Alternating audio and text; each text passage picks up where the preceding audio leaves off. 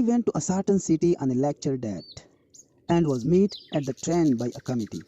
I rushed to a bookstore where I had an autographing party, and then to another bookstore where another autographing party was held.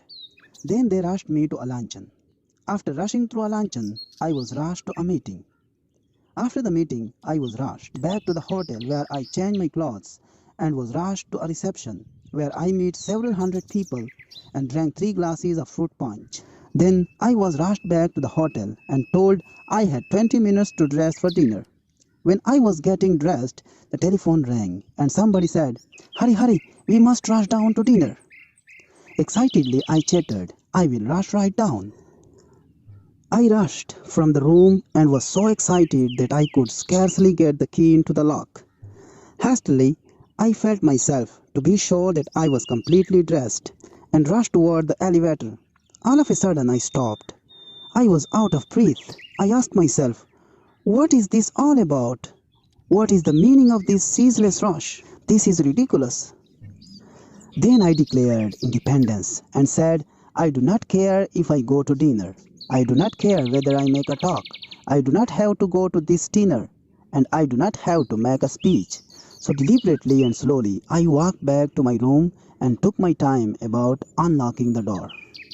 I telephoned the man downstairs and said, "If you want to eat, go ahead. If you want to save a place for me, I will be down after a while. But I am not going to rush anymore." So I removed my coat, sat down, took off my shoes, put my feet up on the table, and just sat. Then I opened the Bible and very slowly read aloud the 121st Psalm. I will lift up mine eyes unto the hills, from whence cometh my help. I closed the book and had a little talk with myself, saying, "Come on now, start living a slower and more relaxed life." And then I affirmed, God is here and His peace is touching me. I do not need anything to eat, I reasoned. I eat too much anyway. Besides, the dinner will probably not be very good, and if I am quiet now, I will give a better speech at 8 o'clock. So I sat there resting and praying for 15 minutes. I shall never forget the sense of peace and personal mastery I had. When I walked out of that room, I had the glorious feeling of having overcome something, of having taken control of myself emotionally. And when I reached the dining room, the others had just finished the first course. All I missed was the soup, which by general consent was no great loss. This incident was an amazing experience of the healing presence of God.